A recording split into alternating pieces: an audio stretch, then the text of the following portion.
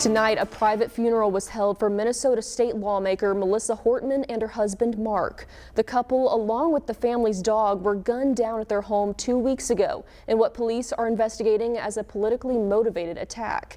CBS's Caroline Cummings was at the service and shows us how they're being remembered.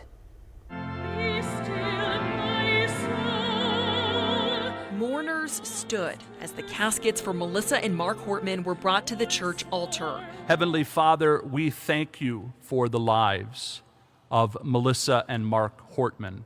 Former President Joe Biden and former Vice President Kamala Harris were in attendance. Governor Tim Walz honored Melissa Hortman for her 2 decades of public service. Melissa Hortman will be remembered as the most consequential speaker in Minnesota history.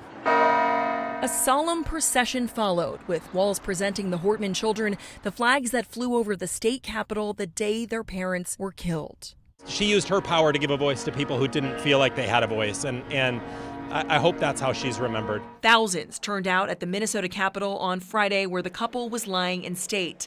Next to them, their beloved dog, Gilbert. The golden retriever was severely wounded in the attack and had to be euthanized. I'm sad and I'm angry, and I wanted to come and stand quietly for a moment and appreciate them.